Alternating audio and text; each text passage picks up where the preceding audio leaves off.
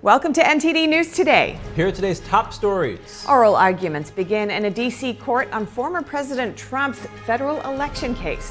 What are Trump's lawyers arguing? We have the latest updates. House Republicans are challenging the testimony of a key January 6 witness. Find out what part of her testimony on former President Trump they're calling out and what action they're taking. Frigid and snowy winter weather could make participating in the Iowa caucuses challenging for some. We hear from a political science professor about how that could affect voters. A caravan of thousands of migrants has resumed its march to the U.S. border after they say a promise from the Mexican government was broken. Bolts missing from the panel blown from a Boeing MAX 9 mid-flight last week. Federal investigators are wondering if they were ever there in the first place. New insight into what went wrong with the Alaska Airlines flight last week.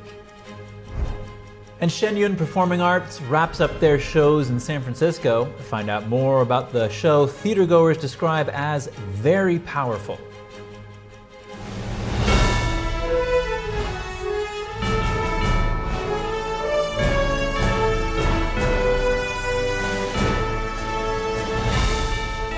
This is NTD News Today, live from our NTD Global Headquarters.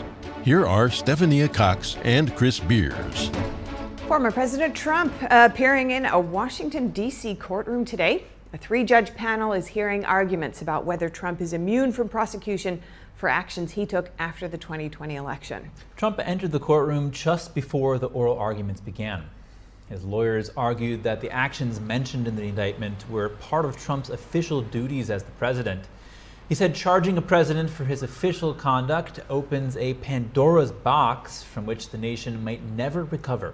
Trump's attorney concluded by indicating that if Trump loses the legal battle, he will seek review by the full D.C. circuit or ask the Supreme Court to step in.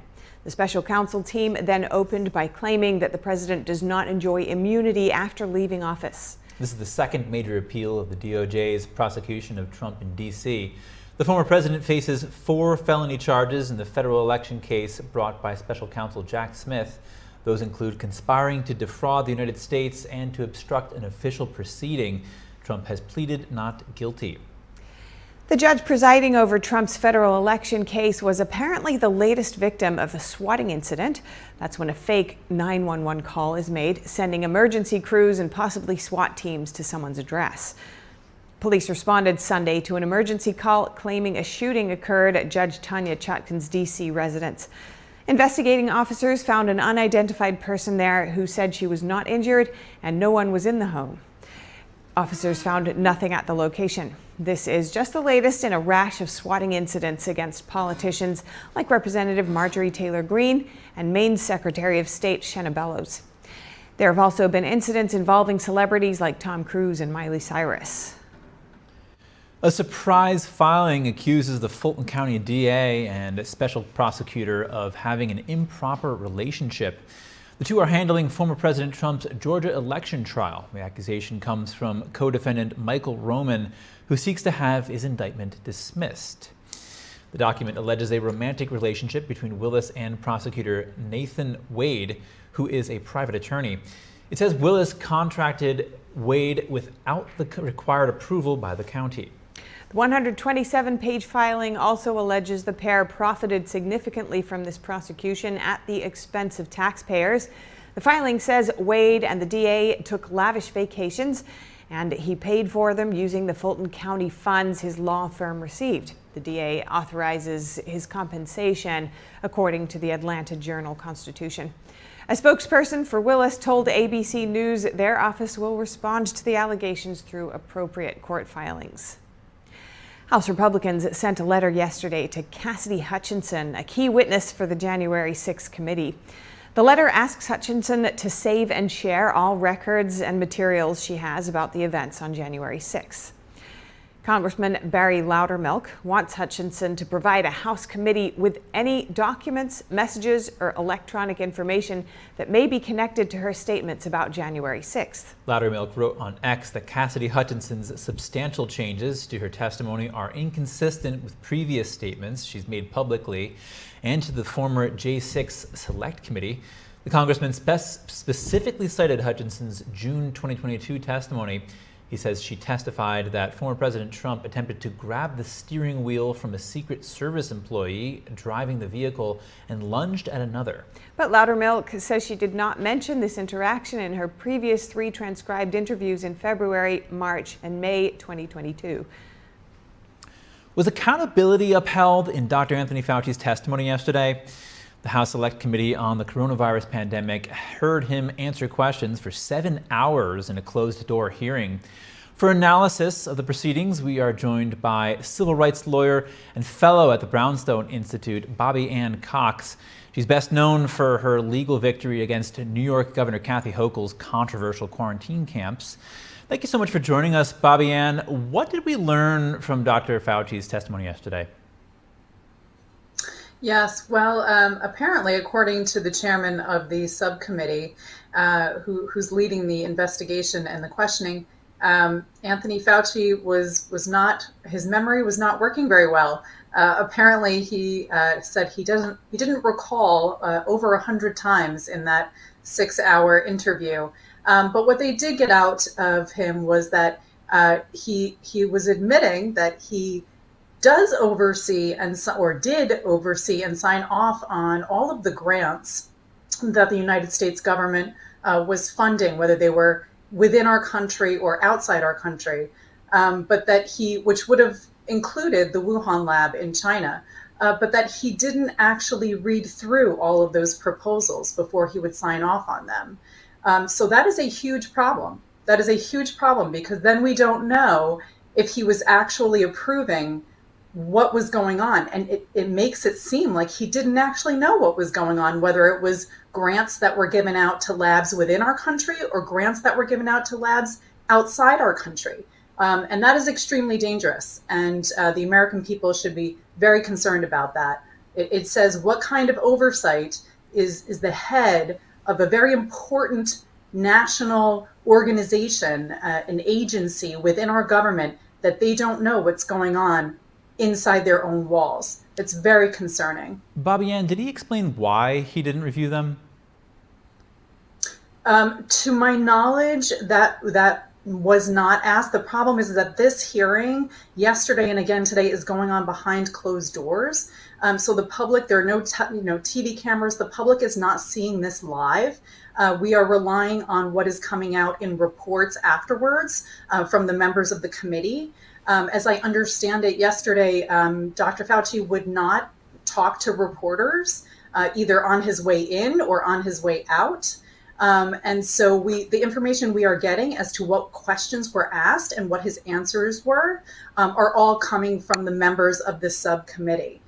So as of right now, we don't have transcripts, we don't have television or videos, so we don't know exactly what the questions were and the answers that were given. And before the hearing, he brought 4 lawyers with him. Is this common practice during a congressional testimony? To my knowledge, no. You typically don't bring a whole entourage of attorneys with you.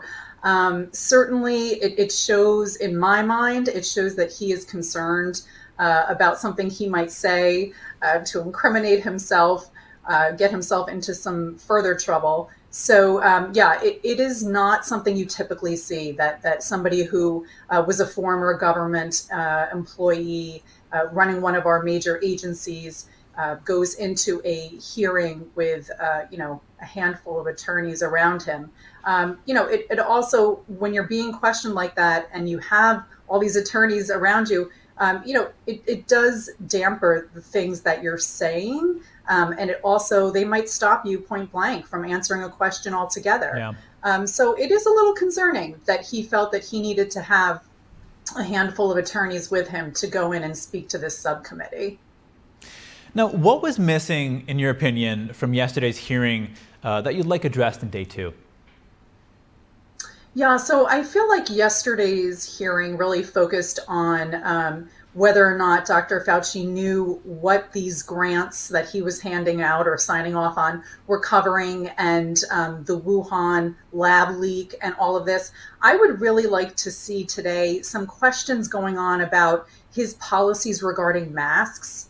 and his policy regarding lockdowns, because those are two things that had proven to be devastating to Americans. The lockdowns were absolutely devastating to especially small businesses, but also to students. Our children lost over a year, closer to 2 years of schooling because of those lockdowns, depending on which state you're in and what part of the country you're in. And that is devastating, and our children are still trying to catch up today. And then the masking was extremely harmful as well. We have a whole category of children today that are having problems with reading and speech and writing because of those lockdowns, which is something that Dr. Fauci was promoting and insisting upon at some points in time. So I would like to see more questions today being focused around his policy decisions regarding the masking and also regarding the lockdowns. All right, Bobby Ann Cox, civil rights lawyer and fellow at the Brownstone Institute. Thank you so much for your time. Yes, thank you for having me. Could the winter weather affect the Iowa caucuses on January 15th? With nearly a foot of snow falling since Monday in some parts of the state, some say it could.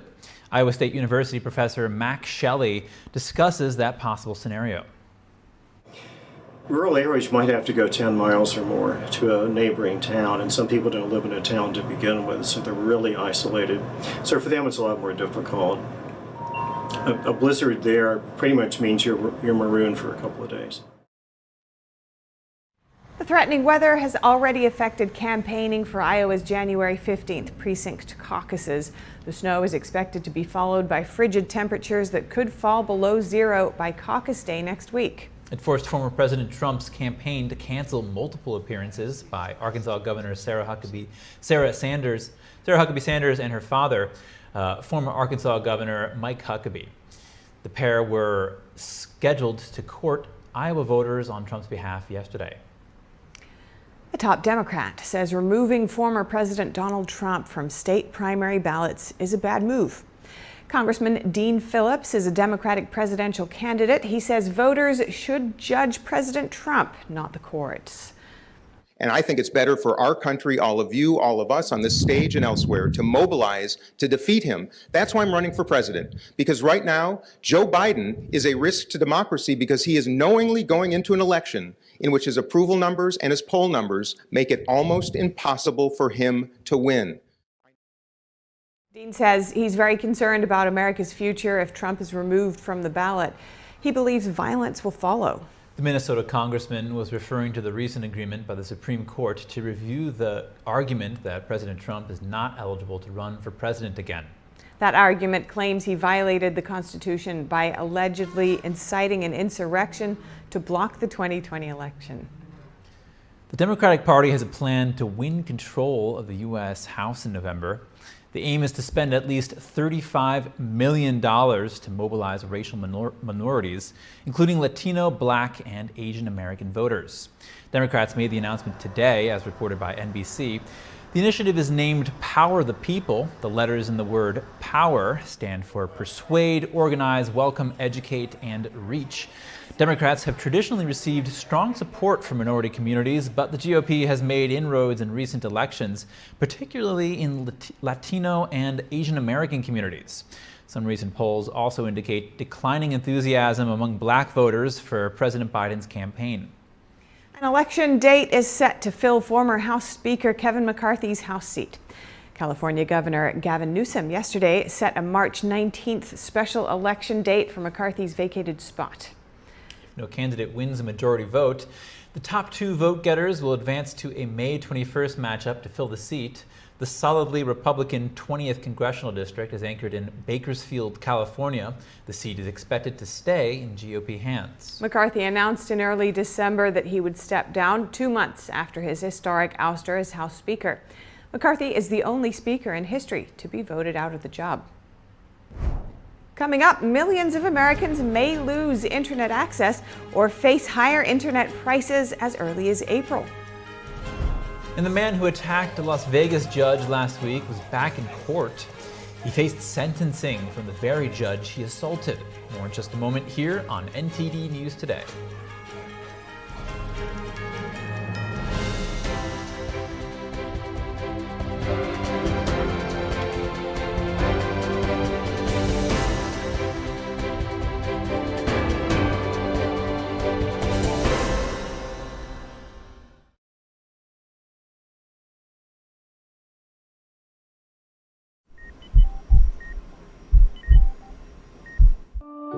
a pretty normal mom life.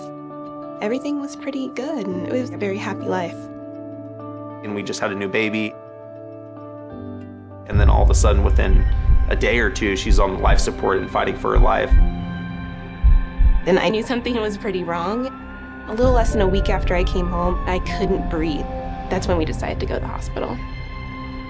I was given the diagnosis that I had peripartum cardiomyopathy, which is basically a pregnancy-induced heart failure.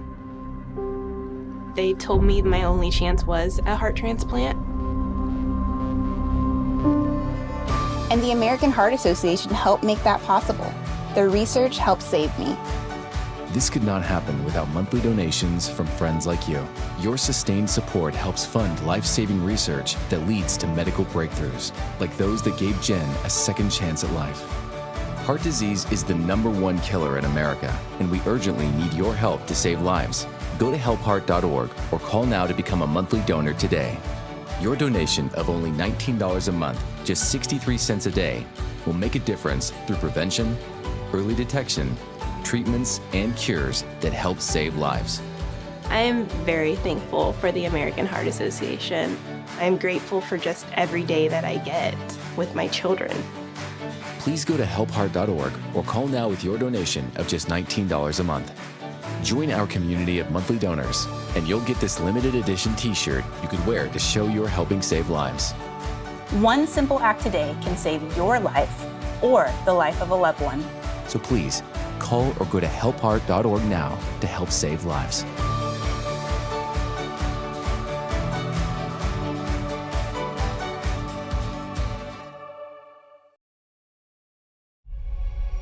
It's a painting that is peaceful.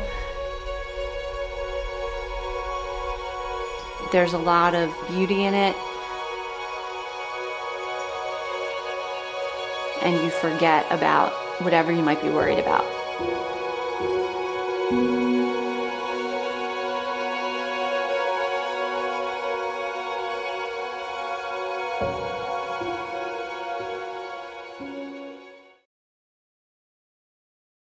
My mother was always very familiar with her neighborhood, but one day she stopped at the stop sign for much longer than usual. And she didn't know whether she should go forward or turn, and she wasn't even really sure where she was at. It was very unsettling for her. I felt so much better after my son told me, "Mom, I don't want you to worry or be afraid. I'll be there for you, and we'll figure it out."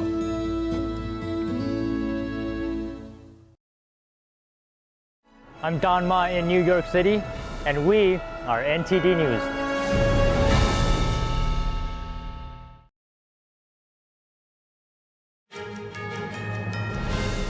The march to the U.S. continues for a caravan of migrants. About 2,000 migrants resumed their journey yesterday through southern Mexico. This after failing to receive the documents they say the Mexican government had promised them. The original caravan of about 6,000 migrants from Venezuela, Cuba, and Central America set off on Christmas Eve with the goal of reaching the U.S. border. But after New Year's Day, they say the Mexican government convinced them to forego their march, promising to give them some unspecified documents. The migrants were seeking transit or exit visas they hope would allow them to take buses or trains to the U.S. border. But the papers they received do not allow them to leave the southern state of Chiapas, which sits along the Guatemala border. A Republican lawmaker is calling for the firing of Defense Secretary Lloyd Austin. Congressman Matt Rosendale says he plans to file articles of impeachment against the defense secretary for high crimes and misdemeanors. The move comes as the aftermath regarding the delayed information from the Pentagon about Austin being in the hospital last week continues to unfold. Rosendale shared a statement on X saying Secretary Austin has violated his oath of office time and time again and has jeopardized the lives of the American people.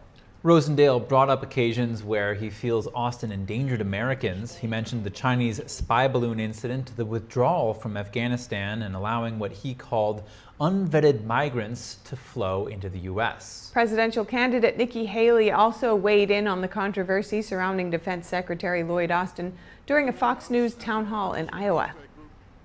I think Biden should be fired. This is unbelievable.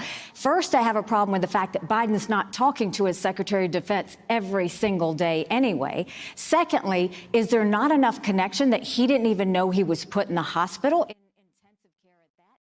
Haley called in to doubt the effectiveness of Biden's communication with the military and compared it to her time as South Carolina governor. Haley says she spoke to her chief administrative officer in the military every day as governor.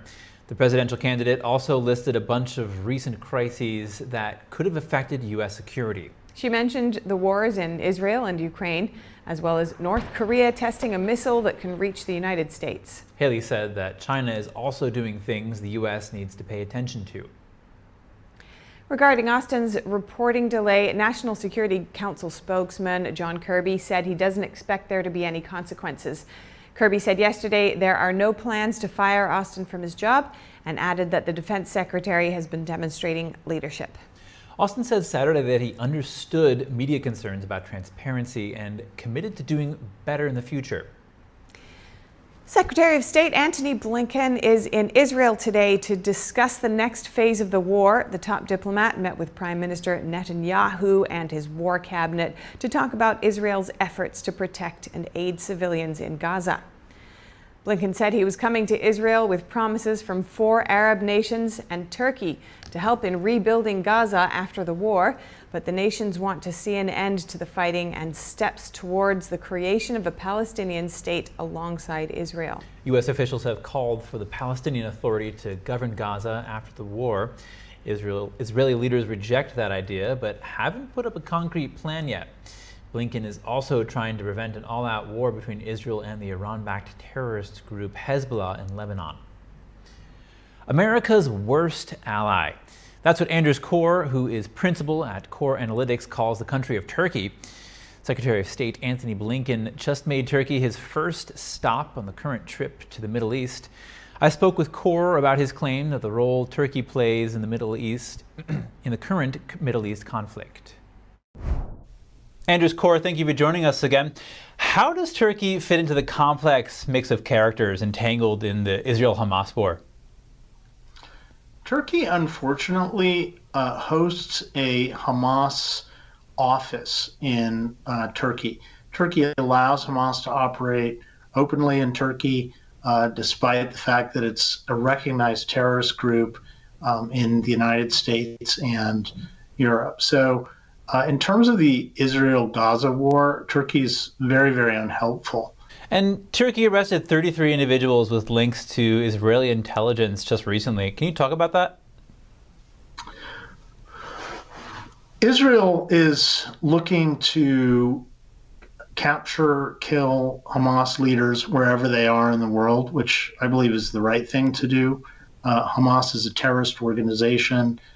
No country should be harboring Hamas terrorists. It's kind of like the Taliban harboring al-Qaeda terrorists. After 9/11, obviously the U.S. had to go in and capture those al-Qaeda terrorists when the Taliban didn't let us do so, and said they were going to host them, harbor them. We led an invasion into the country. So that's exactly what Israel is doing now with Turkey. Turkey should know better as a NATO member not to harbor terrorists, yet still they do so. And you've called Turkey America's worst ally. You've sort of touched on this a little bit already, but can you expand on that? Turkey under Erdogan is just quite unpredictable, uncooperative with NATO allies. I think there's a real question out there as to whether Turkey should even be a member of NATO. The fact that they're trying to use every little thing to leverage concessions makes them clearly a problem child in terms of the alliance. And so, it creates these issues. For example, Israel needing to have intelligence agents in Turkey to capture terrorists that Turkey itself should be capturing.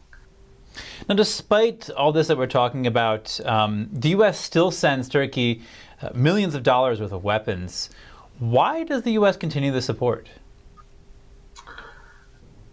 It may be that the weapons are being sold to Turkey. And so obviously, I mean, we want our allies like Turkey and other countries to be, to buy U.S. weapons. That is part of being a good alliance member, is buying U.S. weapons. So it's, in a way, it's good for both sides that we're selling these weapons. However, Turkey is far too close to Russia and China, and we're worried about some of that technology falling into enemy hands, especially the F-16 fighter jet, the F-35 fighter jet. We're definitely not even negotiating at this point about the F-35, but Ankara is really trying to leverage Sweden's admission to NATO to get those F-16s. And I think that the negotiating is going down to the wire, because there's been no announcement in the last couple of days about whether Turkey will actually get those F-16s or not. All right, Andrews Kaur, thank you so much. Thank you.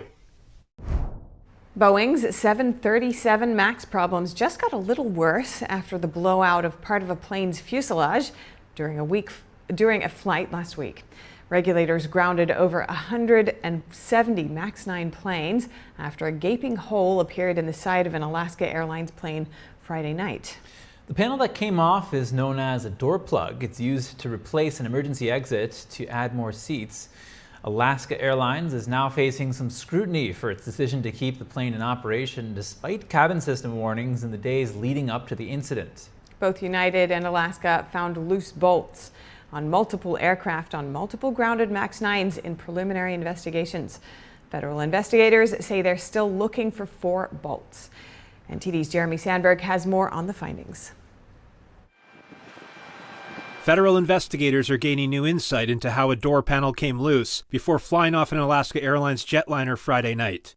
All 12 stops became disengaged, allowing it to blow out of the fuselage. We found that both guide tracks on the plug were fractured.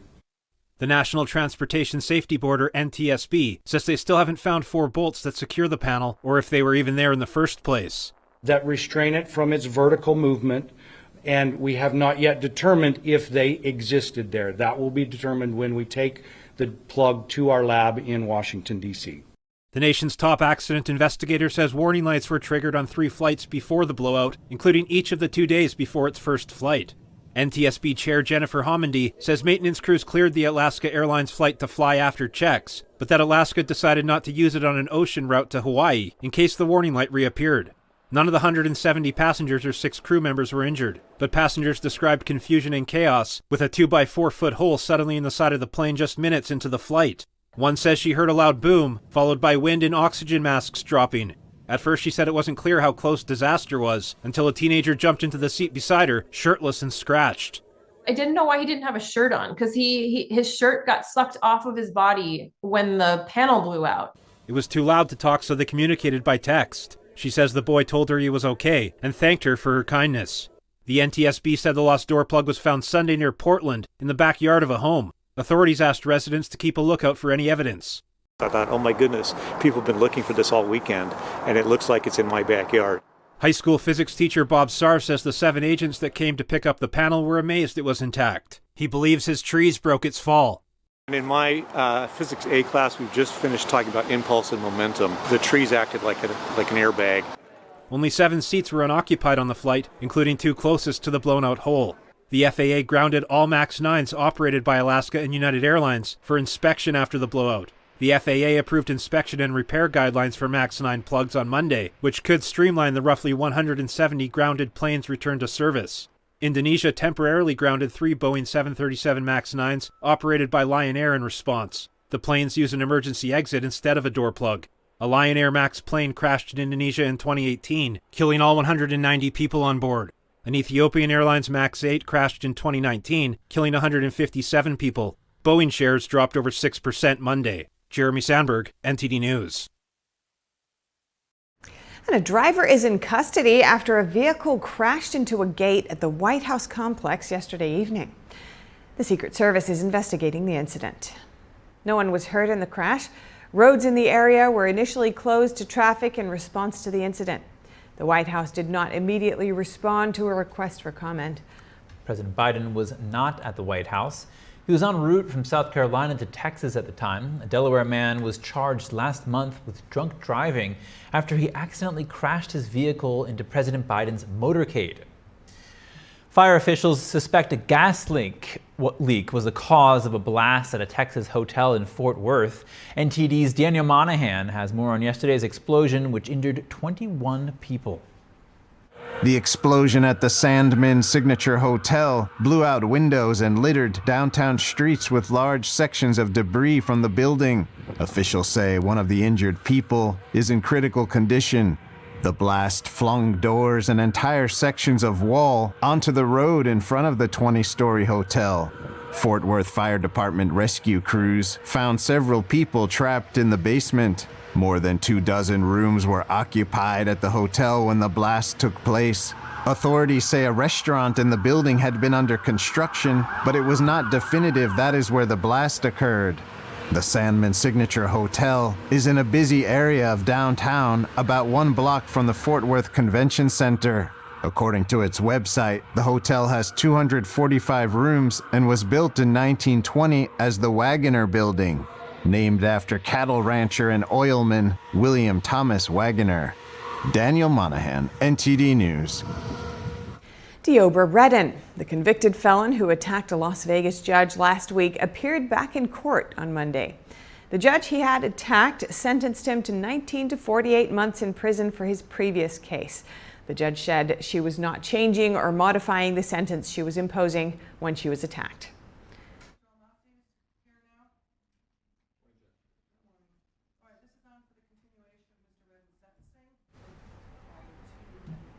Redden attacked Clark County Judge Mary Kay Holthus last Wednesday when she was about to hand down his sentence. He ran up to the bench and jumped over furniture to assault her. The dramatic video showed the expression on the judge's face as Redden quickly approached it. It also showed court personnel trying to detain Redden as he yelled expletives and hurled punches before being dragged away. Moments before the attack, Redden was asking the judge for leniency. He said he was suffering from mental illness but was getting back on track and claimed that he did not deserve jail time. Coming up, Moscow court has detained a U.S. citizen on criminal charges. Find out what's behind the imprisonment of another American. An emergency alert ripping through Taiwan. See how the island responds to China launching a satellite 5 days before Taiwan's presidential election. We'll have the details soon when we return.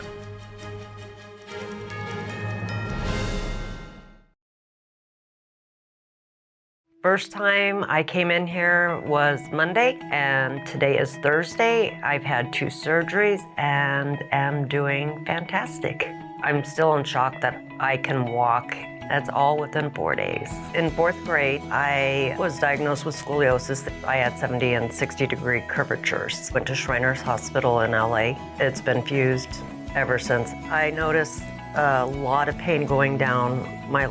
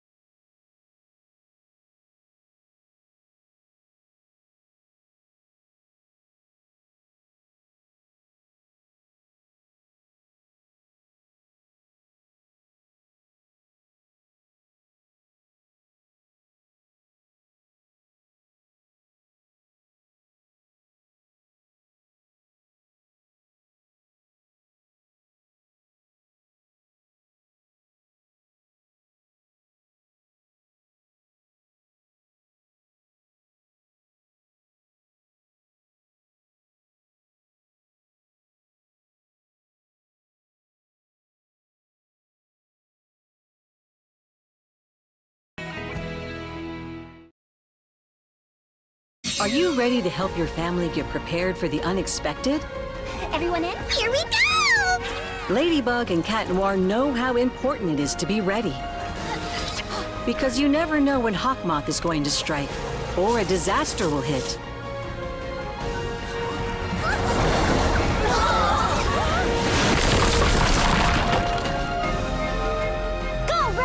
And you don't need miraculous powers. Just put those planning skills you already have to good use.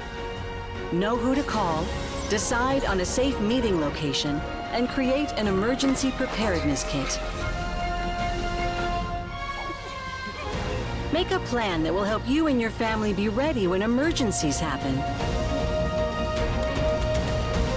Ready Kids can help. I'm coming to save you! Get started at ready.gov/kids. I'm David Lam in the San Francisco Bay Area, and we are NTD News.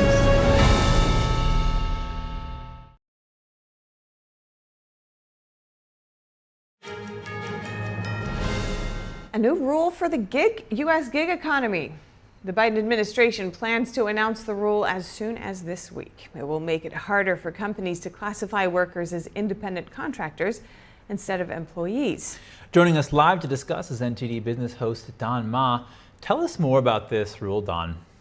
Sure. So first of all, let me mention that this rule could be a potential game changer for millions of gig workers in the U.S. So basically, this rule aims to lay out clearer standards for companies to whether they should consider a worker as an employee or a contractor.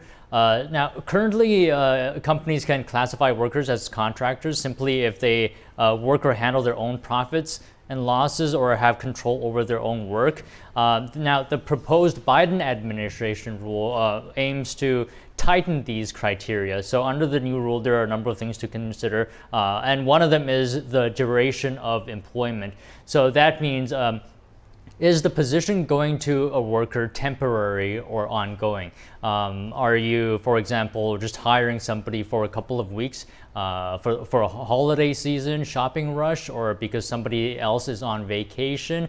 And another point besides this rule is whether the worker is essential to your business. So for example, if you're a barber shop, that means your hairdressers, they are essential to your business. And if that's the case, then under this new rule, you may have to consider whether you should consider the worker as employee instead of a contractor. And this change makes it more challenging for businesses to classify workers as contractors rather than employees.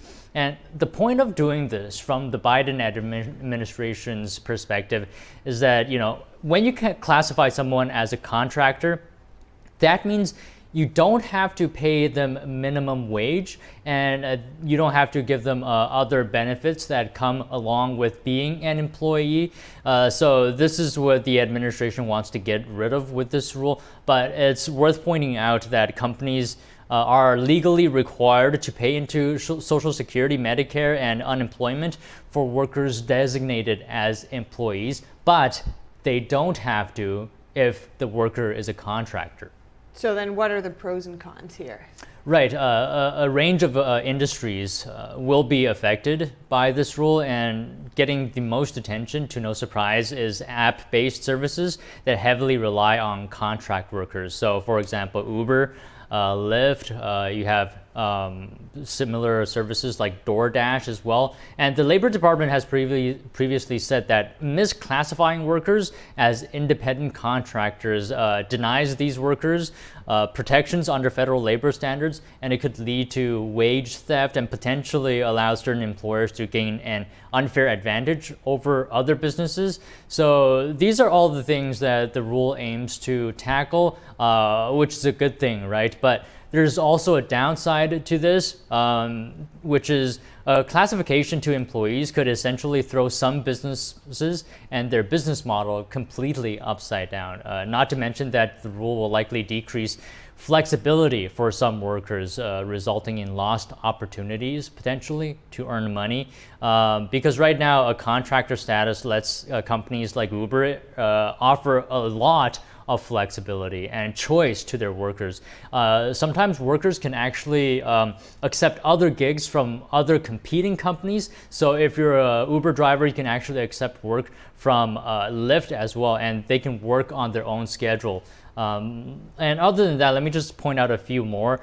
Independent contractors reclassified as employees could potentially pay more in taxes as well, and the rule could drive up costs for services for consumers like you and me, because when a business is forced to provide insurance and pension plans and paid vacations, sick leave, all these things, they could add cost for the company, and it could potentially pass it on to consumers.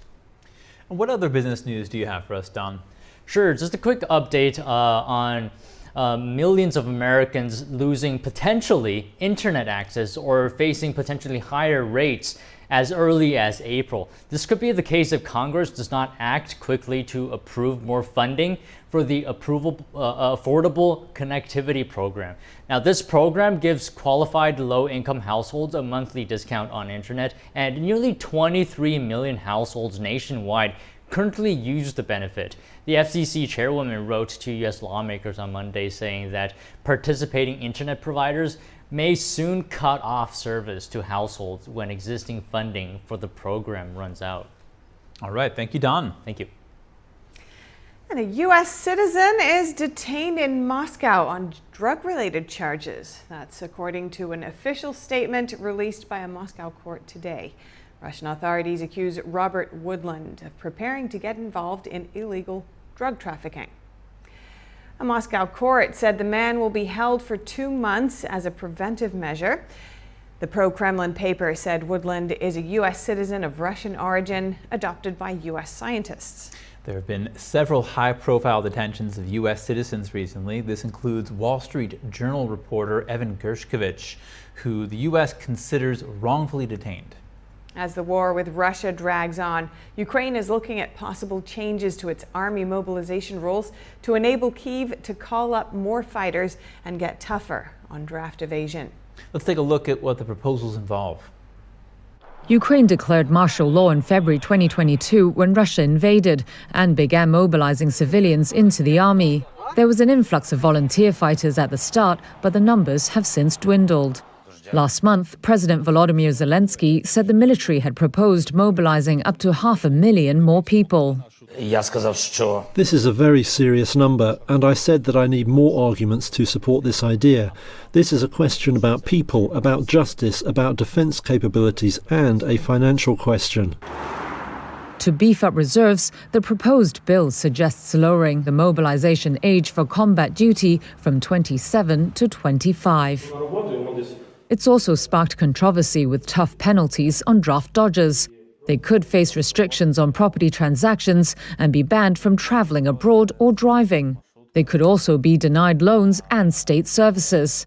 A separate draft bill proposes sharply raising fines for those who flout the mobilization law and prison terms of up to 5 years for those who refuse military medical examinations. Another change is to go digital. The proposal wants to let draft officers call up people by email or some other electronic platform instead of issuing call-up papers in person or sending them to people's homes. Right now, the military can't call up those who live abroad. The bill proposes tracking Ukrainians living overseas and requiring them to have up-to-date military registration. If it becomes law, consular services such as the issue of passports would require citizens to present their military registration documents. One proposal close to families' hearts is demobilization, since there's no time limit on wartime military service now. The bill suggests discharging soldiers who have served for 36 straight months during martial law. though the army chief has said this will only be possible if there is no escalation on the battlefield and Ukraine has enough reserves ready by 2025 to replace troops. Before any of these changes can come into effect, they have to be approved by Parliament and signed off by Zelensky. The proposals have faced criticism from the public and some politicians, with Parliament's Human Rights Commissioner saying some of them are unconstitutional. The frontrunner in the upcoming Taiwan election giving his stance on cross-strait relations. Candidate William Lai saying on Tuesday that he would keep Taiwan's status quo if he gets elected. He's added he's also open to engaging with Beijing as dialogue can lower risks. Accepting Beijing's one China principle is not true peace. Without legitimate sovereignty, it's a false peace, just like in Hong Kong. Therefore, our stance is to establish the power of rules. Beijing sees Taiwan as part of China. That's despite never having ruled the island. The communist regime has also vowed to take the island under control by force if necessary. Now all eyes are on the upcoming vote. It's set to decide how Taiwan handles future relations with China. What are the candidates' stances on relations with Beijing? Here's a breakdown. Leading the race is Taiwan's current Vice President William Lai. He represents the ruling Democratic Progressive Party. Throughout his career, Lai has been known for his staunch defense of the island's sovereignty, despite repeated pressure from the communist regime. The next candidate in line is Ho Yo-yi, mayor of New Taipei City and a former police chief. He opposes Taiwan's independence and has avoided speaking out about China. Trailing behind him is Ke Wen-je, the former mayor of Taipei. He said that he believes Beijing remains a problem, and that problem needs to be taken care of without sparking conflicts. An emergency alert rippling through Taiwan today, China launching a satellite over Taiwan's airspace 5 days before the island's all-important presidential election. The alert disrupted Taiwan's foreign minister's press conference. The PRC has fired a satellite in this region.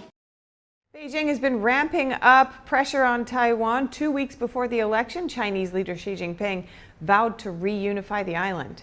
Beijing uses terms like sovereignty and reunify to describe its view of Taiwan. Xi made the remark while commemorating the birth of Mao Zedong. Mao established today's communist China in 1949. His army expelled China's then ruling power, which fled to today's Taiwan. Back to the emergency alert, Foreign Minister Joseph Wu said it's part of Beijing's gray zone tactics. To remind the Taiwanese people that the threat is there. I think this is something that we have been coping with for a long time. And I think for the Taiwanese government, our military stands ready to deal with any kind of emergency. Wu called on the Taiwanese people to remain calm and vote their preferred candidates as planned. And in more China news, how big would the cost be if China invaded Taiwan? The island turns out the world's most advanced chips, sits next to a major shipping lane, and is critical to the security of the United States. A new report calculates the price tag coming up from tonight at 9:30 Eastern on NTD's China in Focus with Tiffany Meyer.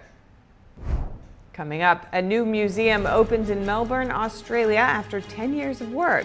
The exhibits honor survivors of one of the most heinous atrocities in world history. And Shen Yun Performing Arts wraps up their shows in San Francisco. Theatergoers say it's very powerful.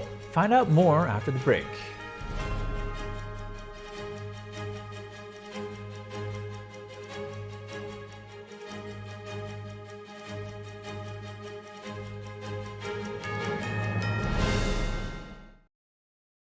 I am so glad you ladies are here.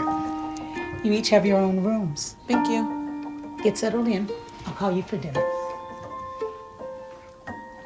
Adopting teen sisters, it's a lot. Girls, you're gonna be late. You want breakfast? No thanks, we're good. They're always in their own world. How'd you get there? Twice the work. Twice the surprises. Just try it. But if you think of it that way, they're also twice as fulfilling. I think you should ask her yourself. Is it okay to call you Mom? Of course you can.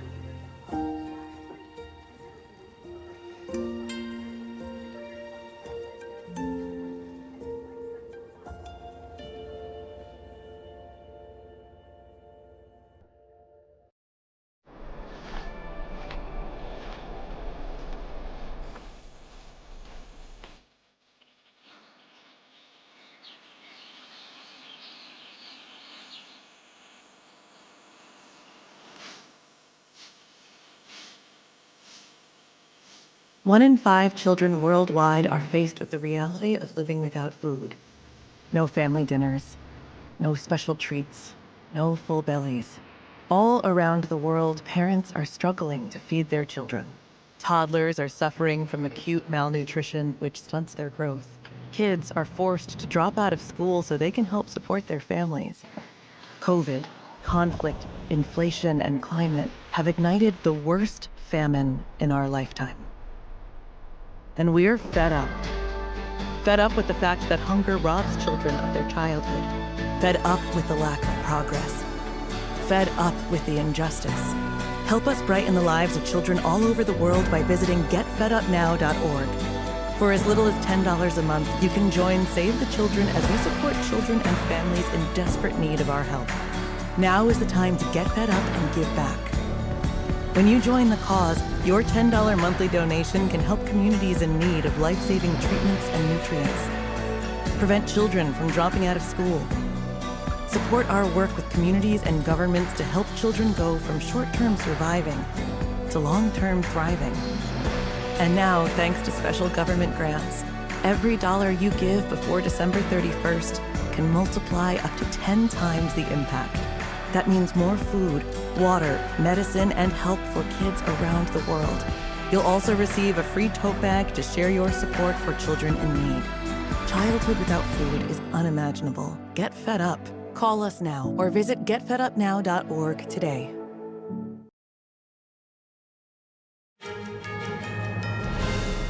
Welcome back. 10 years in the making, the Melbourne Holocaust Museum finally opens its doors in Australia.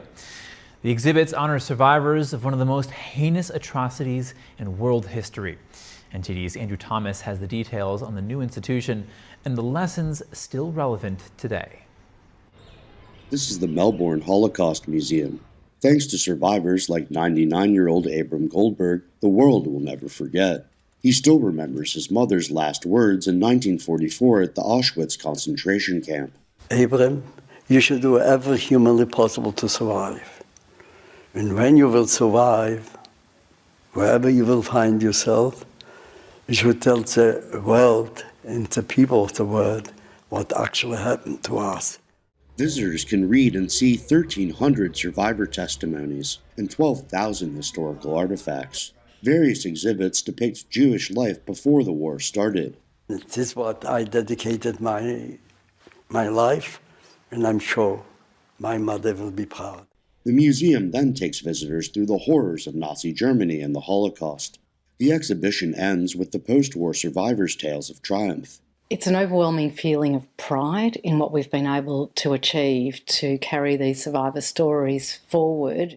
Nazi Germany may be an evil of the past, but anti-Semitism remains a threat. For Goldberg, this message is all the more important today. Racism, anti-Semitism is rising their ugly heads again.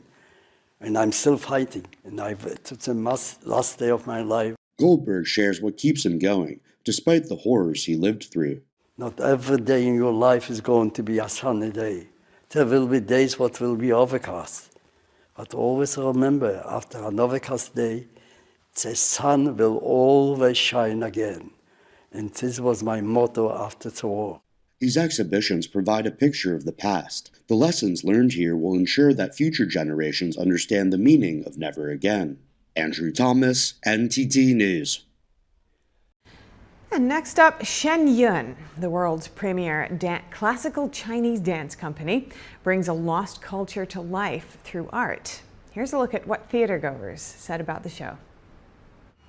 Shen Yun Performing Arts took the stage at the San Francisco Opera House this past weekend. Locals share their experiences. It's amazing as a part of the performance of the dancer. Very well done, choreography, their performance, the way they dance, the way they organize it is very well done and a very high value show. We were very, very impressed with the breadth of scope, everything from modern day stories to ones from thousands of years ago to ones from rural China. So we thought it was all very imaginative. Shen Yun portrays China before communism. The New York-based company's mission is to revive genuine traditional culture through music and dance. It was just a wonderful cultural display of China's greatness before, unfortunately, the dark ages of communism. We were just thrilled to see such a fantastic display of artistry, coordination, balance, and storytelling. It's something that can capture the audience, and it can really make it so we are part of a story, we're a part of an adventure, but we are also part of an emotional history that cannot be erased by a regime or by a peoples. It's very, very powerful. Many say it's more than just a performance. Very happy that Shen Yun has so many performances around the world to share that message of hope. I think the name of the show, I think that what it was divine and movement, and there was a huge message of hope. NTD News, California. If you have any news tips or feedback for our show, please feel free to email us at news.today@ntd.com.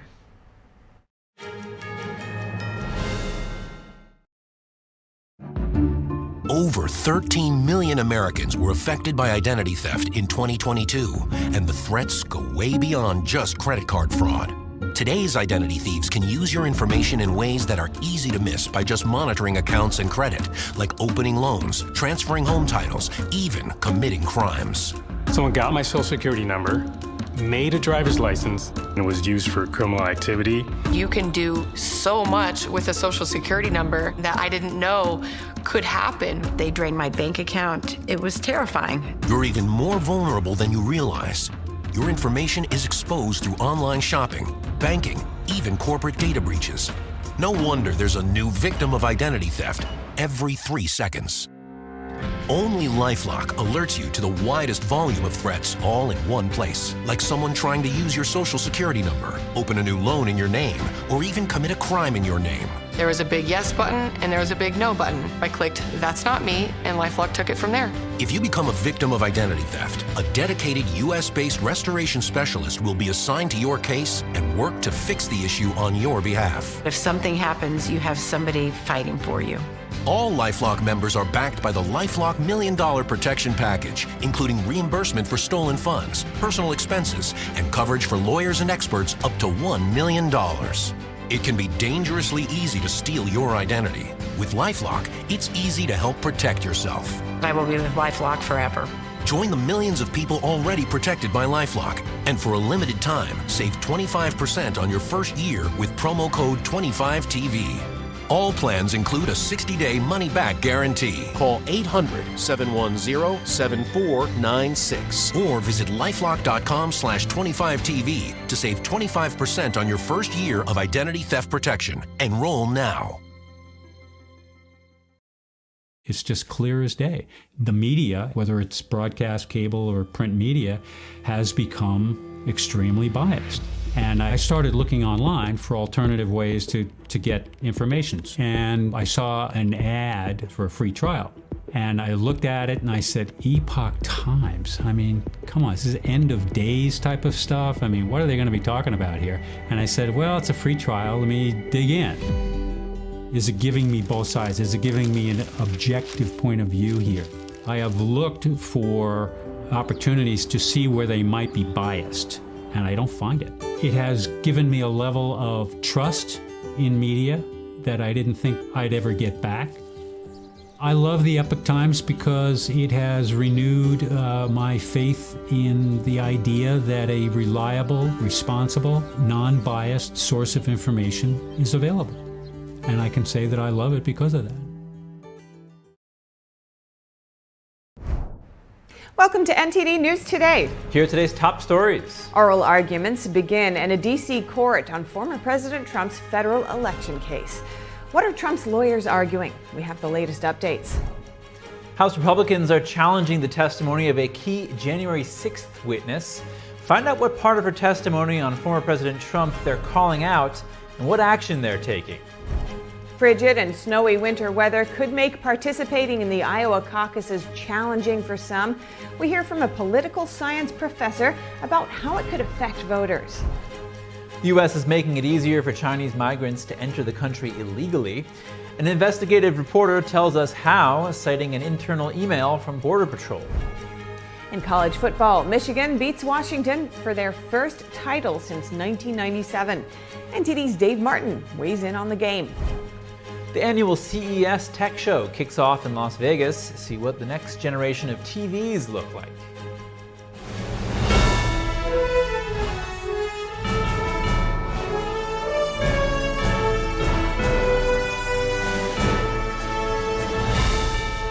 This is NTD News Today, live from our NTD Global Headquarters. Here are Stephania Cox and Chris Beers. Former President Trump appearing in a Washington, D.C. courtroom today. A three-judge panel is hearing arguments about whether Trump is immune from prosecution for actions he took after the 2020 election. Trump entered the courtroom just before the oral arguments began. His lawyer argued that the actions mentioned in the indictment were part of Trump's official duties as the president. He said charging a president for his official conduct opens a Pandora's box from which the nation might never recover. Trump's attorney concluded by indicating that if Trump loses the legal battle, he will seek review by the full D.C. circuit or ask the Supreme Court to step in. The special counsel team then opened by claiming that the president does not enjoy immunity after leaving office. In response, Trump's lawyer added that the current indictment didn't reference anything after Trump left office. This is the second major appeal of the DOJ's prosecution of Trump in D.C. The former president faces 4 felony charges in the federal election case brought by special counsel Jack Smith. Those include conspiring to defraud the United States and to obstruct an official proceeding. Trump has pleaded not guilty. A surprise filing accuses the Fulton County DA and a special prosecutor of having an improper relationship. The two are handling former President Trump's Georgia election case. The accusation comes from co-defendant Michael Roman, who seeks to have his indictment dismissed. The document alleges a romantic relationship between Willis and prosecutor Nathan Wade, who is a private attorney. It says Willis contracted Wade without the required approval by the county. The 127-page filing also alleges the pair profited significantly from this prosecution at the expense of taxpayers. The filing says Wade and the DA took lavish vacations, and he paid for them using the Fulton County funds his law firm received. The DA authorizes his compensation according to the Atlanta Journal-Constitution. A spokesperson for Willis told ABC News their office will respond to the allegations through appropriate court filings. House Republicans sent a letter yesterday to Cassidy Hutchinson, a key witness for the January 6th committee. The letter asks Hutchinson to save and share all records and materials she has about the events on January 6th. Congressman Barry Loudermilk wants Hutchinson to provide a House committee with any documents, messages, or electronic information that may be connected to her statements about January 6th.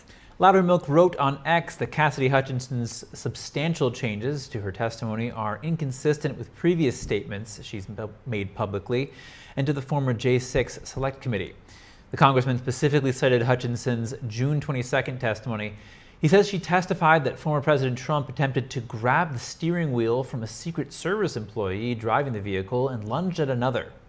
But Loudermilk says she did not mention this interaction in her previous 3 transcribed interviews in February, March, and May of 2022. Secretary of State Antony Blinken is in Israel today to discuss the next phase of the war. The top diplomat met with Prime Minister Netanyahu and his war cabinet to talk about Israel's efforts to protect and aid civilians in Gaza. Blinken said he was coming to Israel with promises from 4 Arab nations and Turkey to help in rebuilding Gaza after the war. But the nations want to see an end to the fighting and steps towards the creation of a Palestinian state alongside Israel. U.S. officials have called for the Palestinian Authority to govern Gaza after the war. Israeli leaders reject that idea, but haven't put up a concrete plan yet. Blinken is also trying to prevent an all-out war between Israel and the Iran-backed terrorist group Hezbollah in Lebanon. And here live to discuss is a former special envoy for the Abraham Accords, Aryeh Lightstone. Aryeh, welcome. Do you think anything new will come from these talks? Unfortunately not. When the U.S. is supposed to lead and does not lead, ultimately you wind up with just a cycle of conversation and conversation, but no direction. Right. So I also want to look at President Biden, what might be behind this. He said yesterday that during a speech that he's quietly pushing Israel to significantly get out of Gaza. What are your thoughts on that? But he should loudly push on having all 133 hostages returned, including 6 Americans. Once that happens, there can be a conversation about lots of different things that can happen. Just in the last 24 hours, Israel has buried another 9 soldiers, bright, young, enthusiastic members of their communities who risked their lives in order to bring these hostages back. There is no conversation that can happen in Gaza until Hamas surrenders and all of the hostages are returned. And why do you think the U.S. has not taken this approach that you're describing?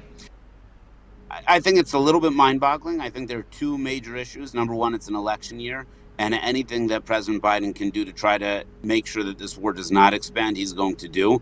And ironically or paradoxically, the weaker you are, the more likely it is that the war will expand. He's trying appeasement as opposed to strength, which has never worked in the Middle East. And the second piece that he has over here is he has a base that believes that the default solution to the Middle East is the 2-state solution. It did not work 40 years ago. It did not work 10 years ago. It did not work on October 7th. There's a need for creativity and new vision in the region, and they are using recycled talking points, which won't get anybody anywhere. Now, Israel is facing a genocide case in international court. Does that have the potential to halt Israel's actions in this war? It does not, because Israel is facing actual genocide on its borders. So it has a case in the courts that will have to be litigated, and I think Israel has a great degree of confidence that they will be able to execute their part of the trial correctly. But they know that the odds are stacked against them. Israel's odds have always been stacked against them. If you look at the UN, the percentage and the preponderance of conversations are about Israel's human rights and not about Iran and not about China and not about North Korea, et cetera, et cetera. Here is where the superpower relationship with the United States of America needs to earn its muscle. We, the United States of America, need to stand firmly and strongly with Israel, because you know what? If we don't prevent what they are trying to do to Israel in the international courts, they will come after us, Americans, next. So this is really our battle, and it's a diplomatic battle. It's a battle that we must and should win. Is there anything else that you think, specific actions you think the U.S. should take on this front? On the diplomatic front, no. I think we stand strong and we stand very clearly. The elephant in the room that we still have not addressed is Iran is the cause of Hezbollah, of Hamas, of the Houthis.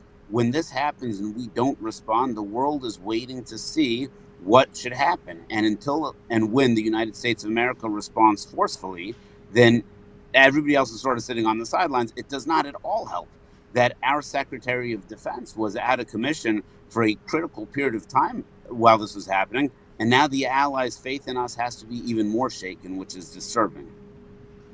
All right, Aryeh Lightstone, former special envoy for the Abraham Accords and author of Let My People Know. Thank you so much. Thank you. Coming up, are standardized tests like the SAT and the ACT fair? See how a New York Times opinion columnist argues in favor of them. And the IRS announces an official start date of the 2024 tax season. Learn what exceptions there are. Find out more in just a moment here on NTD News Today.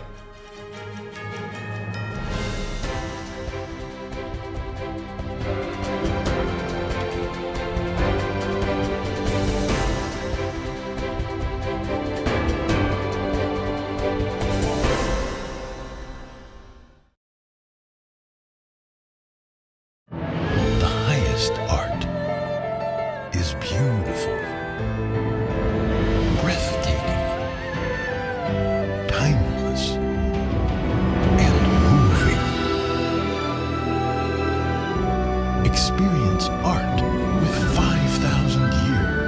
history. Inspired by the divine. Experience Shen Yun. Kindness is cool. Because we feel happier when we do good. Kindness connects us with others and improves our self-esteem. Simple actions, meaningful lives. Let's practice kindness, share our love, and show our care for one another. Submit videos of kindness to Gangjing World for prizes up to $10,000 in cash.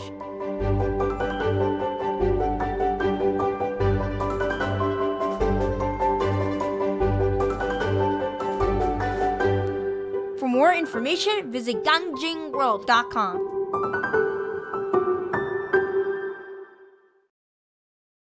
Stay tuned to get 2 rolls of alien tape free. You wouldn't stick your mother-in-law on the wall, but you could with alien tape. It just sticks. Just peel and stick to make anything stay in place quick. Brick, pavers, marble, tile, plastic, even leather. Nothing works better than alien tape. You wouldn't stick your fishbowl on a moving car, but you could with alien tape. The secret is nano-stick technology that grabs and locks on to secure one side of the surface to the other. Alien tape secures in seconds, then twist, pull, and rinse to reuse. Call or go online to get your first roll of alien tape for just $19.99, plus shipping and processing. But to make this deal really stick, we'll give you 2 more rolls absolutely free. You get 3 rolls of alien tape for one low price. Order now. To order, call 1-800-490-1364 or go to tryalientape.com. So call 1-800-490-1364 or order online at tryalientape.com. Can't believe you're doing this alone. I've done it before. I remember you threw your back out. How you holding up? Hand me that board. Nothing wrong with getting help. I'm good. I did it when Felicia left. I'll figure it out. I know you will, but you don't have to do it alone. That's all I'm saying. If I promise to look into it, will you drop it and help me build this fence? Now you need my help. It can be a real pain sometimes, you know? Mm-hmm. If you or a veteran you know needs support, don't wait. Reach out. Find resources at va.gov/reach. I'm Tiffany Meyer in New York City, and we are NTD News.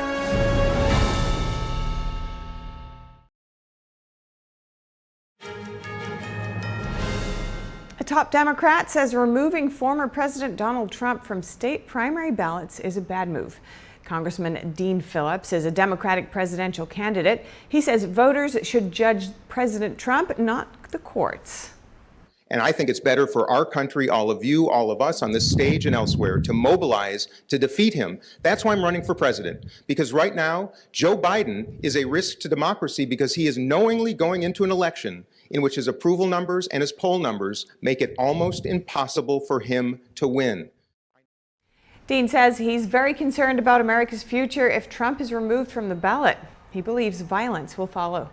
The Minnesota congressman was referring to the recent agreement by the Supreme Court to review the argument that President Trump is not eligible to run for president again. That argument claims he violated the Constitution by allegedly inciting an insurrection to block the 2020 election.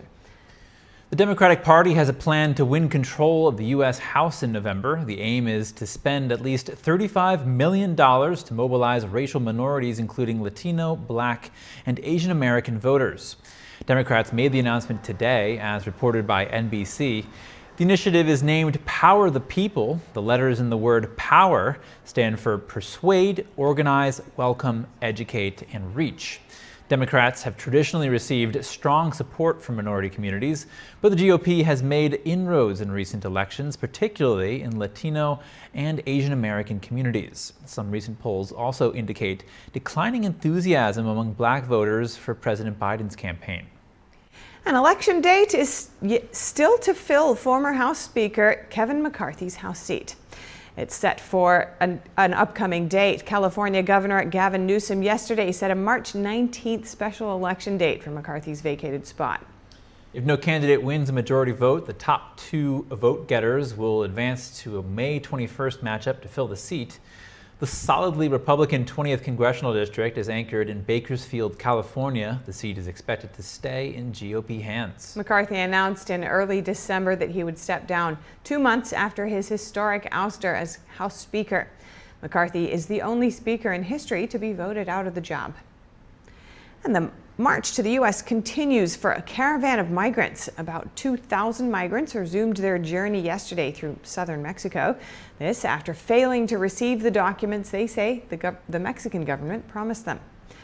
The original caravan of about 6,000 migrants from Venezuela, Cuba, and Central America set off on Christmas Eve with the goal of reaching the U.S. border. But after New Year's Day, they say the Mexican government convinced them to forego their march, promising to give them some unspecified documents. The migrants were seeking transit or exit visas they hoped would allow them to take buses or trains to the U.S. border, but the papers they received do not allow them to leave the southern state of Chiapas, which sits along the Guatemalan border. A Republican lawmaker is calling for the firing of Defense Secretary Lloyd Austin. Congressman Matt Rosendale says he plans to file articles of impeachment against the Defense Secretary for high crimes and misdemeanors. The move comes as the aftermath regarding the delayed information from the Pentagon about Austin being in the hospital last week continues to unfold. Rosendale shared a statement on X saying Secretary Austin has violated his oath of office time and time again and has jeopardized the lives of the American people. Rosendale brought up occasions where he feels Austin endangered Americans. He mentioned the Chinese spy balloon incident, the withdrawal from Afghanistan, and allowing what he called unvetted migrants to flow into the U.S. Presidential candidate Nikki Haley also weighed in on the controversy surrounding Defense Secretary Lloyd Austin during a Fox News town hall in Iowa. I think Biden should be fired. This is unbelievable. First, I have a problem with the fact that Biden's not talking to his Secretary of Defense every single day anyway. Secondly, is there not enough connection that he didn't even know he was put in the hospital? Haley called into doubt the effectiveness of Biden's communication with the military and compared it to her time as South Carolina governor. Haley says she spoke to her chief administrative officer in the military every day as governor. The presidential candidate also listed a bunch of recent crises that could have affected U.S. security. She mentioned the wars in Israel and Ukraine, as well as North Korea testing a missile that can reach the United States. Haley said that China is also doing things the U.S. needs to pay attention to. Regarding Austin's reported delay, National Security Council spokesman John Kirby said he doesn't expect there to be any consequences. Kirby said yesterday there are no plans to fire Austin from his job and added that the defense secretary has been demonstrating leadership. Austin said Saturday that he understood media concerns about transparency and committed to doing better in the future. Deobra Redden, the convicted felon who attacked a Las Vegas judge last week, appeared back in court on Monday. The judge he had attacked sentenced him to 19 to 48 months in prison for his previous case. The judge said she was not changing or modifying the sentence she was imposing when she was attacked. I am making my calendar page from that day an exhibit for the court. It's as it existed the moment I walked in, prior to anything happening. Nothing's been changed, indicating the sentence I intended to impose. Redden attacked Clark County Judge Mary Kay Holthus last Wednesday when she was about to hand down his sentence. He ran up to the bench and jumped over furniture to assault her. The dramatic video showed the expression on the judge's face as Redden quickly approached. It also showed court personnel trying to detain Redden as he yelled expletives and hurled punches before being dragged away. Moments before the attack, Redden was asking the judge for leniency. He said he was suffering from mental illness but was getting back on track and claimed that he did not deserve jail time. A New York Times opinion columnist defended standardized testing in a recent editorial. Senior writer David Leonard calls criticism of the SAT and the ACT misguided. Progressives argue that standardized tests are biased against lower-income Black and Hispanic students. Data show that higher-income white and Asian students tend to score higher. Critics conclude that standardized tests favor white and Asian students. Others argue that tests like the SAT and the ACT don't paint a holistic picture of the applicants. Leonard says some university presidents disagree. Brown University President Christina Paxson wrote in June that test scores are a better indicator of student success than grades. Leonard also cites a recent academic study by nonprofit Opportunity Insights that found similar results. And early birds can get a jump start on their federal income taxes starting January 29th. That's when the IRS will start accepting tax returns for 2023. If you're not an early bird, there's plenty of time. You still have until April 15th to file. There are exceptions to that deadline. Taxpayers in Maine and Massachusetts have until April 17th to submit their returns. That's because those states observe the Patriots' Day and Emancipation Day holidays. And anyone living or doing business in a federally declared disaster area may have a later date. For instance, if you were affected by the storms and tornadoes that started on December 9th in parts of Tennessee, you will have until June 17th to file and pay what you owe. Coming up, the U.S. is making it easier for Chinese migrants to enter the country illegally. An investigative reporter tells us how, citing an internal email from Border Patrol. An emergency alert ripping through Taiwan. See how the island responds to China launching a satellite 5 days before Taiwan's presidential election. We'll have the details soon when we return.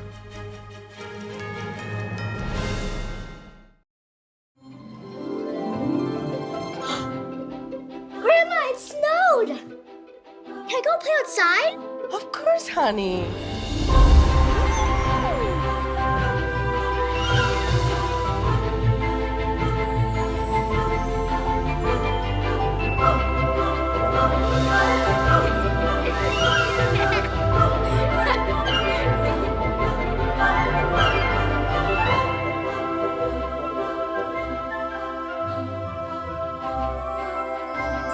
Come on in.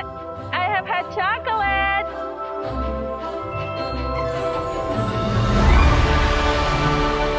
Right now, because of people just like you who give $19 a month, just 63 cents a day to Shriners Hospitals for Children, kids all over the country are able to go outside and play in the snow.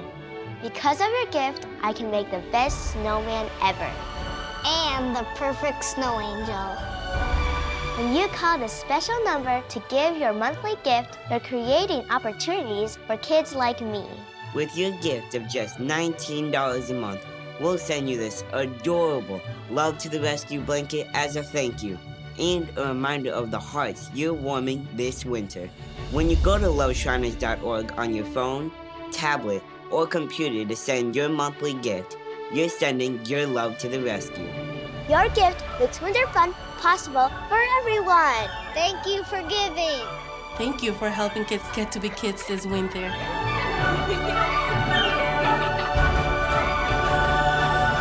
Please call or go online right now. If operators are busy, please hold patiently or go to loveshriners.org right away to give. Big or small, your gift helps us all. Are you ready to help your family get prepared for the unexpected? Everyone in? Here we go! Ladybug and Cat Noir know how important it is to be ready. Because you never know when Hawkmoth is going to strike, or a disaster will hit.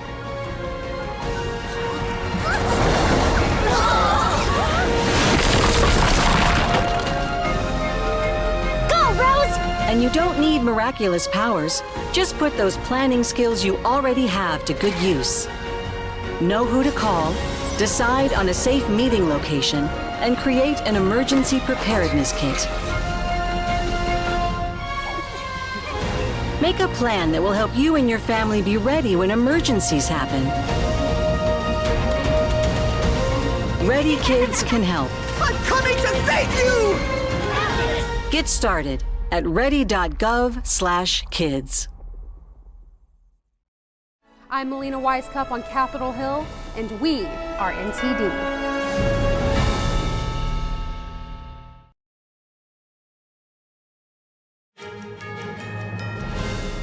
Welcome back. Extreme temperatures and snowstorms are turning the first caucus state into a bitterly cold mess. They're impacting campaign events, and the turnout for next Monday's caucuses is now in question. Joining us now live is NTD's White House correspondent Iris Tao, who is in Iowa right now. Good afternoon to you, Iris. How are you and what's the condition like there? Looks cold. Good afternoon to both of you. So we're here actually stuck in a city called Oskaloosa. We're about an hour away from Des Moines, which was where we were supposed to go back to late last night after covering a campaign event by Casey DeSantis. We tried driving back for about an hour, but the snowstorm was just getting worse and worse. Our car skidded twice on the way, so we kind of just gave up and chose to stay here at a hotel. And we're definitely not the only ones impacted here, as snow already fell in central Iowa for about 9 to 10 inches, and as you can see, it's still continuing to fall.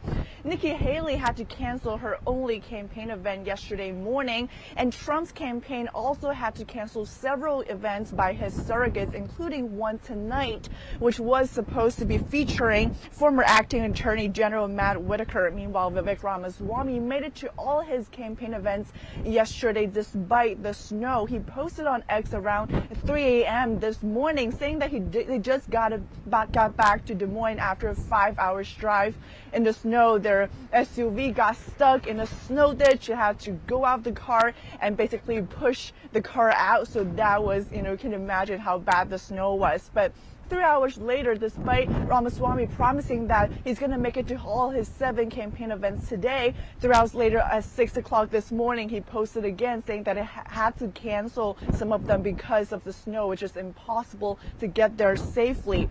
And all this is happening as, of course, we're anticipating an uncertain turnout next Monday, which is caucus day here in Iowa. So over the weekend, starting on Saturday, the temperature is going to plunge to below 0 in the lows, and during the daytime highs, it's only in single digits. So we can imagine how cold it's going to get, while all the candidates, including Trump, Ramaswamy, and DeSantis, are all boasting that their voters, their supporters are loyal and motivated enough to come out during the snow or the cold temperature to still vote for them. But it's still uncertain, really. It remains to be seen how many voters will actually come out to actually cast their vote next Monday when the temperature plunges, and of course, in this snow ongoing. Back to you. All right, thank you, Iris. Looks cold out there.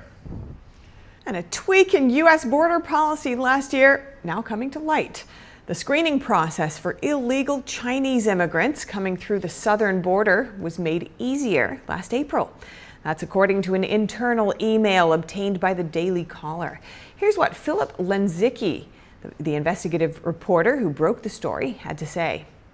So back in April 2023, an email was apparently sent from Customs and Border Protection to approximately 500 agents. And this email directed agents to more or less drastically reduce the number of questions that they would be asking Chinese illegal immigrants. Authorities cut the questions down from 40 to 5. The remaining questions include where they were born and whether they are a member of the Chinese Communist Party. The change would also remove another requirement: to perform something called phone downloads, which is when they confiscate a illegal immigrant's phone and plug it into a machine in order to cross-reference its data against a database containing known terrorist organizations and other malign entities. The change follows a surge in illegal Chinese crossings at the border. Experts told the New York Post while the change could speed up the screening process, bad actors could slip through the cracks. Before the change, Border Patrol agents saw over 3,500 illegal Chinese crossers per month. After the email was sent out, that number saw a 50% spike over the following 8 months. Last year saw a massive surge in the number of illegal Chinese immigrants coming through the border, totaling 800%. Over 18,000 Chinese people illegally crossed into the U.S. through the southern border in 2023, compared to a little over 2,000 last year and around 400 in 2021. Lawmakers said over 90% of 2023 illegal border crossers are single adults. 5 U.S. senators penned a letter to the head of Homeland Security last year urging him to take immediate action. They described the situation as a rising threat. NTD reached out to Customs and Border Protection for comment, but did not hear back before airtime. The front-runner in the upcoming Taiwan election giving his stance on cross-strait relations. Candidate William Lai saying on Tuesday that he would keep Taiwan's status quo if he gets elected. He added he's also open to engaging with Beijing as dialogue can lower risks. Accepting Beijing's one China principle is not true peace. Without legitimate sovereignty, it's a false peace, just like in Hong Kong. Therefore, our stance is to establish the power of rules. The communist regime sees Taiwan as part of China. That's despite never having ruled the island. Beijing has also vowed to take the island under control by force if necessary.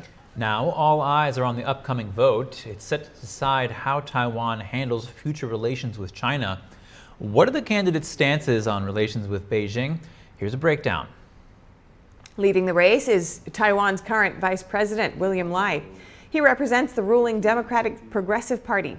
Throughout his career, Lai has been known for his staunch defense of the island's sovereignty, despite repeated pressure from the communist regime. The next candidate in line is Ho Yo-yi, mayor of New Taipei City and former police chief. He opposes Taiwan's independence and has avoided speaking out about China. Trailing behind him is Ke Wen-je, the former mayor of Taipei. He said that he believes Beijing remains a problem and that problem needs to be taken care of without sparking conflicts. An emergency alert rippling through Taiwan today.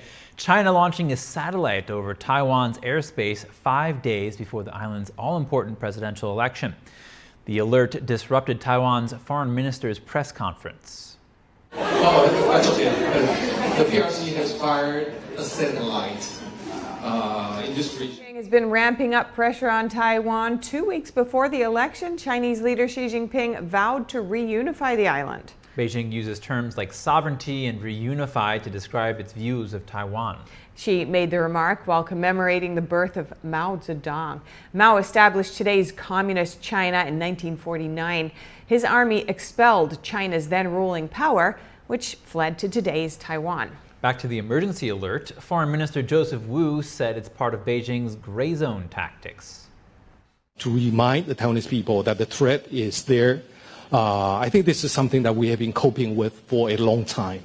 And I think for the Taiwanese government, our military stands ready to deal with any kind of emergency. Wu called on the Taiwanese people to remain calm and vote their preferred candidates as planned. And in more China news, how big would be the cost if China did invade Taiwan? The island churns out the world's most advanced chips, sits next to a major shipping lane, and is critical to the security of the United States. A new report calculates the price tag. Coming up tonight at 9:30 Eastern on NTD's China in Focus with Tiffany Meyer. And as we watch the latest in Beijing's relations with Taiwan, there's a range of tensions with America's main adversary at home, too. Congressman Jake LaTurner of Kansas this week is calling on the Biden administration to investigate a company with ties to the Chinese communist regime. The company is planning to build a facility near several Midwest military sites. That's according to the Daily Caller. This amid a push from various states, Missouri the latest, to prevent foreign adversaries from owning land near military sites. Earlier, we spoke with economic and national security analyst Antonio Graceffo for his insights. Antonio Graceffo, what are the risks of CCP-tied firms buying property near U.S. military sites? Yes, this is a very disturbing incident that's occurring more frequently in the United States. We have CCP-backed entities buying land near military sites. They're able to surveil those sites. They're able to do, reconnaissance, intelligence. They'll know what's going on, what's going in, what's going out, what sort of equipment, what sort of personnel. This is very disturbing.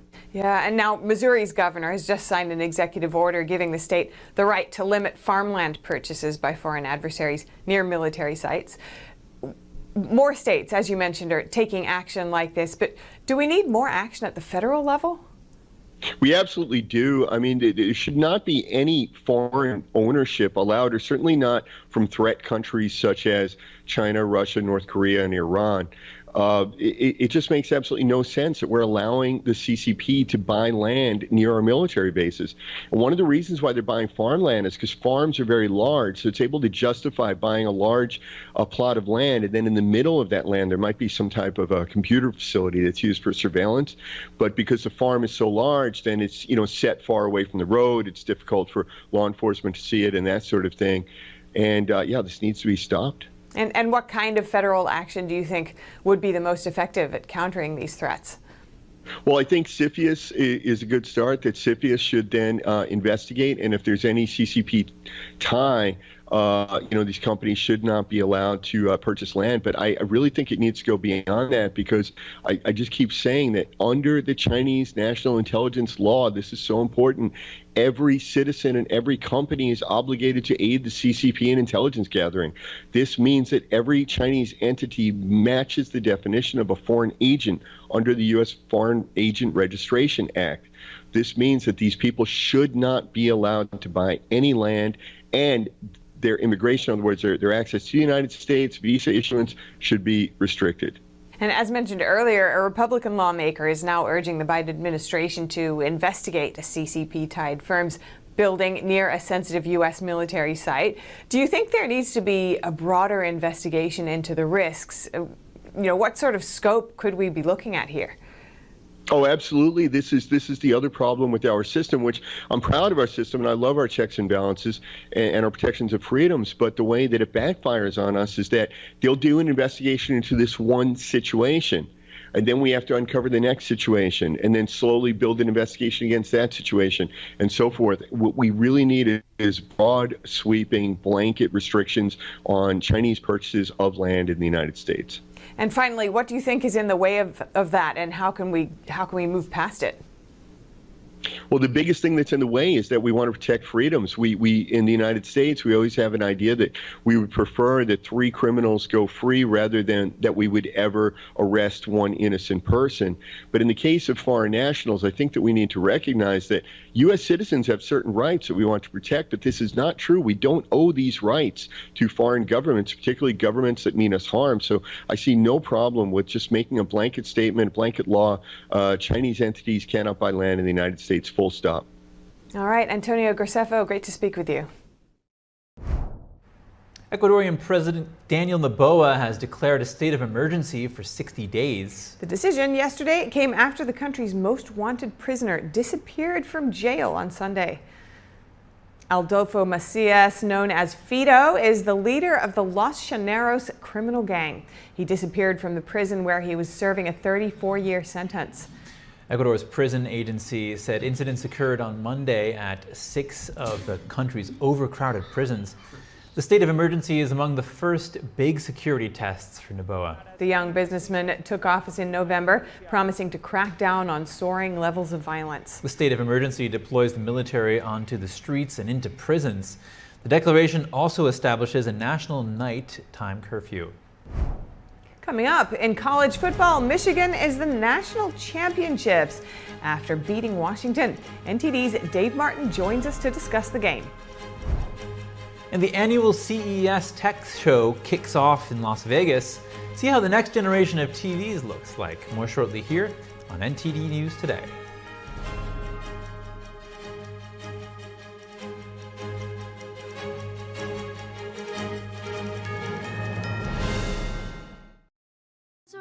This is an advert about hunger, and this is what you'd expect to see.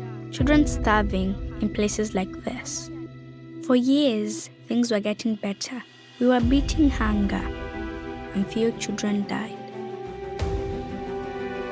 But now, things are getting much worse again. Because this time, the droughts are more devastating. Wars and conflicts are forcing us to flee our homes, leaving everything behind with no way to get food. That's why we need your help. Millions of children are fighting to survive due to inequality, conflict, poverty, and the climate crisis. Save the Children is working alongside communities to provide a better life for children, and there's a way you can help. Please call or go online to give just $10 a month, only 33 cents a day. We urgently need 1,000 new monthly donors in the next 30 days to help the children we support around the world. You can help provide food, medicine, care, and protection, plus so much more that a child needs, by calling right now and giving just $10 a month. Because you can give hungry families the support they need to survive and stop children dying from hunger. All we need are 1,000 monthly donors in the next 30 days. Please call or go online now with your monthly gift of just $10. Thanks to generous government grants, every dollar you give can have up to 10 times the impact. And when you call with your credit card, we will send you this Save the Children tote bag as a thank you for your support. Children around the world really need your help.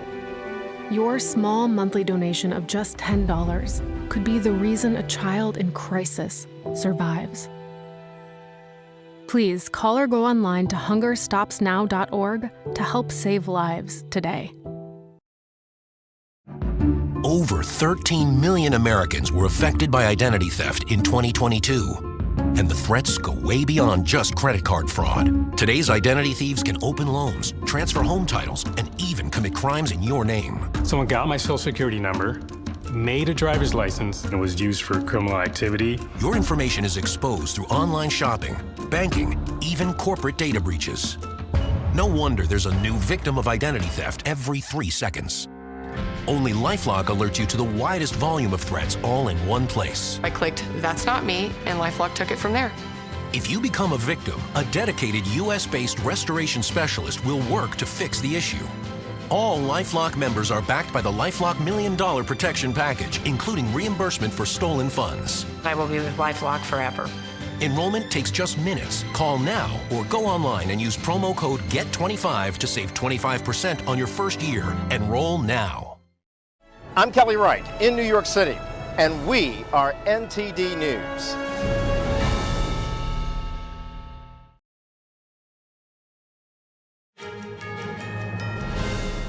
Welcome back. And now for your sports news, we're joined by NTD's Dave Martin.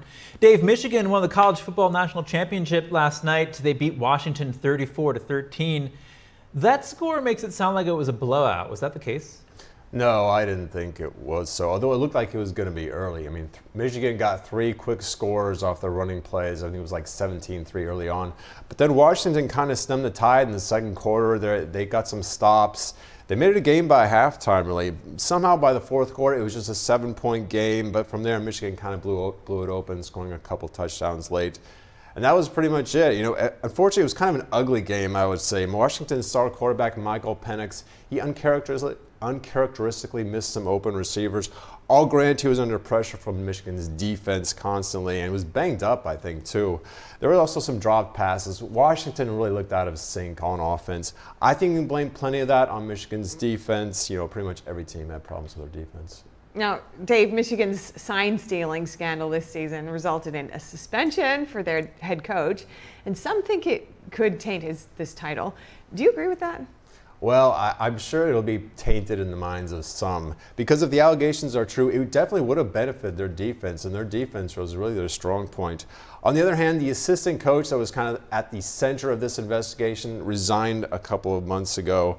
Before they had to play all these difficult teams. I mean, since all this came out, they've beat Ohio State, Penn State, Alabama, and Washington, 4 top 10 teams. I mean, surely those teams would have changed their play calls knowing all this, even with that assistant coach not being there. Now, although head coach Jim Harbaugh was suspended earlier this year, that was by the Big Ten.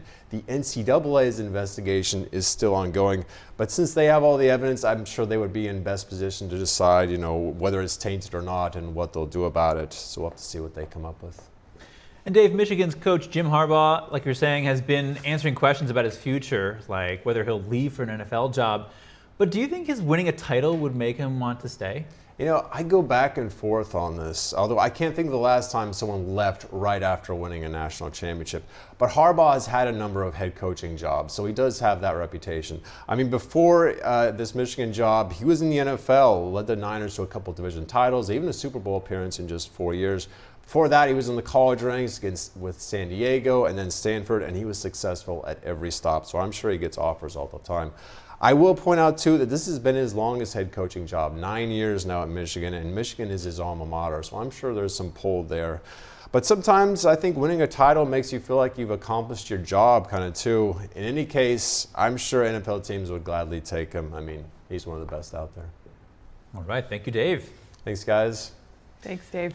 Some of Australia's best Olympic athletes have come from Indigenous First Nation communities. They rarely end up coaching at the highest level, though, but a new program is focusing on helping them make the transition. NTD's Andrew Thomas has more. For field hockey star Shauna Casemiro, practice makes perfect. Now she's embarking on a new adventure. Not just playing on the field, but being behind the scenes and coaching and bringing them through the ranks. Casemiro is an Alice Springs Arunta woman. She's part of a group of 12 First Nation coaches across Australia learning to become an elite trainer. Some of Australia's best Olympians are leading the way. First is around mentoring, but it's also actually changing the system to actually ensure they're welcomed. So you create the cultural awareness training, but also understanding what it means. In 2003, Johnson ran the 100 meter in 9.93 seconds, making him the fastest man in Australia today. More Indigenous instructors could increase participation in a variety of sports. There's not much Indigenous hockey players. Being out in the community, now we'll just get more people into the sports. The program lasts 18 months. Andrew Thomas, NTD News. The annual CES Tech Show in Las Vegas kicks off today following 2 days of media previews. The event showcases the latest electronics and must-have devices. NTD's Andrew Thomas again reporting on the next generation of TVs for 2024. At CES in Las Vegas, TCL is presenting its enormous 115-inch LED TV. The new TV features a Dolby Atmos speaker system with a subwoofer. The Chinese tech company claims its TCL QM891G is the world's largest TV. What is enhanced for 2024? Because in the beginning, I said we're going to raise the bar, right? So first is better backlighting at every level, right? We have more brightness. We have new full array local dimming levels. And we have the high zone, high quality, premium QD mini LED. LG unveiled what it calls the world's first wireless transparent OLED TV. The 77-inch signature OLED-T is expected to launch sometime this year. We have some cool and unique experiences that we provide. As you can see, there's artwork behind me. And then you can watch normal TV. Very cool how you can see the film go up and down, how you can see the TV transition from transparent mode to regular TV mode. Samsung showcased its latest AI-powered TV at the Las Vegas Tech Show. The Neo QLED 8K is powered by a new chip. The electronics giant claims that means the best picture it's ever produced. Samsung's AI screen is powered by on-device AI technology. On-device means fast data processing, a high level of privacy protection, and even reduced power consumption. Panasonic announced 2 new OLED TVs for 2024. The Z95A comes in 55-inch and 65-inch options. The Z93A is 77 inches. All 3 offer superior image and audio quality. The electronics company says the integration of Fire TV will revolutionize entertainment. We envision our TVs as portals to new territories, guiding you to explore the vast world of content and then immersing you deep into those experiences. In essence, our aim is to empower you. CES runs until Friday, January 12th. Andrew Thomas, NTD News. And just in, more on former President Trump's D.C. court hearing today. Judges heard arguments on whether Trump is immune from prosecution for actions taken after the 2020 election. His attorneys say Trump holds immunity because the Senate did not convict him on impeachment while in office. After the hearing, Trump reiterated his belief he was performing his duties as president. He said he thinks his legal team's arguments went well in court today. And I did nothing wrong, absolutely nothing wrong. I'm working for the country. And I worked on very hard on voter fraud because we have to have free elections. We have to have strong borders, we have to have free elections. Those two things almost above all. A great argument. We have an argument where they conceded two major points today. In fact, I think it's probably a concession. You have to ask the lawyers, Todd, if you'd like to talk about it. But they conceded 2 points that I think were, by normal standards, if it weren't me, that would be the end of this case. But sometimes they look at me differently than they look upon others, and that's very bad for our country. We had a very big event yesterday. The appeals court panel is expected to issue a quick ruling in the case after oral arguments. There is no set deadline, but it could come within days. And that's all for today's news. Thank you for tuning in. Feel free to reach out to us with news tips or feedback at news.today@ntd.com. And we'll be back with more stories tomorrow.